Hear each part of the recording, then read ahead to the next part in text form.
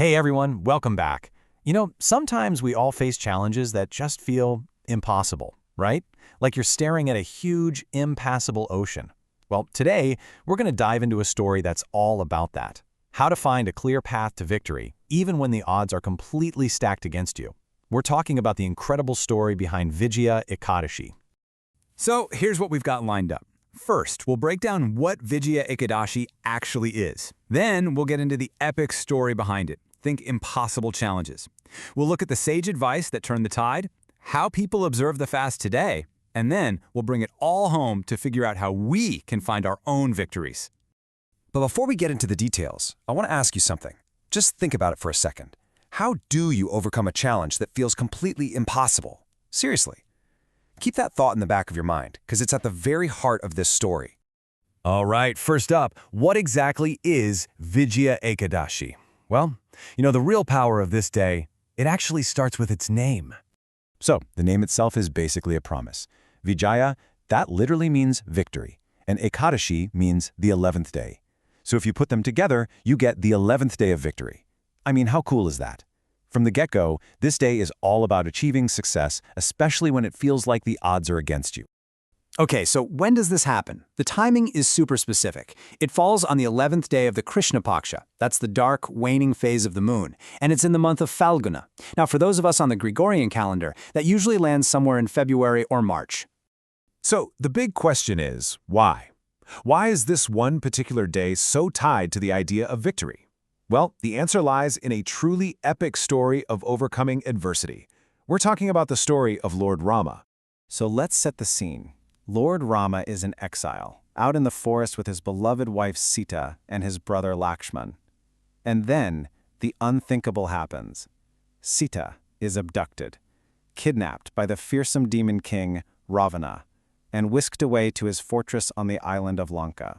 So Rama gathers his army of allies and they finally reach the coast, only to be stopped dead in their tracks by a gigantic, unconquerable ocean.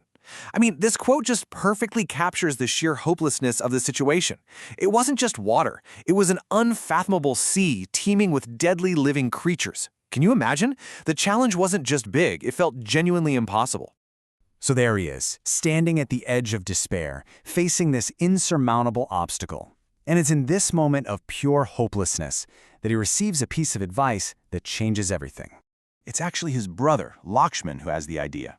He says, hey, there's a great sage who lives nearby, Bakad Albia. Let's go ask for his wisdom. And Lord Rama, realizing that this is a problem he can't solve with might alone, agrees and goes to the sage for help. And this is the moment the whole story pivots. The sage gives him a very specific and maybe unexpected piece of advice. He doesn't hand him a magic weapon or some secret military strategy. Nope, he points him to a spiritual path. He says, by observing fast on Krishna Paksha Ekadashi of Phalguna month, undoubtedly you will win and you will be able to cross this ocean as well. It was a guarantee, not just for victory in battle, but for overcoming the very obstacle that seemed impossible. And you know what? Lord Rama did exactly what the sage said. He observed the fast. And what followed was incredible. He managed to build a bridge across that impossible ocean, and he was ultimately victorious over Ravana. So that ancient act of faith became this powerful, time-honored tradition. But what does that look like today? How do people actually practice it? Okay, so let's look at the original instructions given to Lord Rama. It was a 4-step process. Step 1, prepare a decorated pot of water. Simple enough. Step 2, worship Lord Hari, who's another name for Lord Vishnu. Step 3, spend the whole day and night just absorbed in chanting holy names. And finally, Step 4, on the next day, which is called Dwadashi, you donate that pot. Fast forward to today, and you can see how those ancient instructions have evolved into modern practice. It all starts with purification, waking up early, cleaning the house, taking a holy bath. Then comes the worship of Lord Vishnu, often with offerings of fruits and flowers, and chanting sacred texts like the Vishnu Sahasranama. The fast itself is key. People avoid things like grains and pulses. And just like in the original story, the fast isn't broken until the next day, on Dwadashi.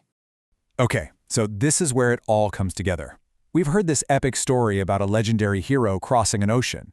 But what does any of that have to do with us, right now, in our lives? Well, check out this quote from the scriptures. It says, "This Ekadashi provides victory to all human beings." Wow. So this isn't just a story about Lord Rama's victory. The promise is for everyone. It's a universal principle available to all of us. And that's where the story gets really personal. Because, let's be honest, the oceans we have to cross, the demons we have to fight, a lot of the time, they're inside us, right? This whole spiritual practice, at its core, is about purifying our own minds and conquering those negative qualities, that unwanted dirt, like lust, anger, greed, and envy. That's the real victory we're talking about. And the blessings that come from observing this day are pretty profound. For one, it's said to wash away past and new sins. But think about it on a practical level. When you commit to a disciplined fast, what happens? You get this incredible clarity of thought, a kind of mental quiet that's so rare in our crazy, busy world. That, in turn, strengthens you spiritually and emotionally. It builds your resilience. And that inner strength, that focus, that's the real superpower that helps us tackle and succeed in whatever challenges life throws at us. So as we wrap this up, I want to leave you with that question again. Maybe the ocean you're facing is a big project at work or a difficult relationship, or maybe it's an internal battle you've been fighting for a while. The story of Vijaya Ekadashi really shows us that sometimes the path to victory isn't about brute force. It starts with devotion, with discipline, and with faith. So take a moment and ask yourself, what victory are you seeking?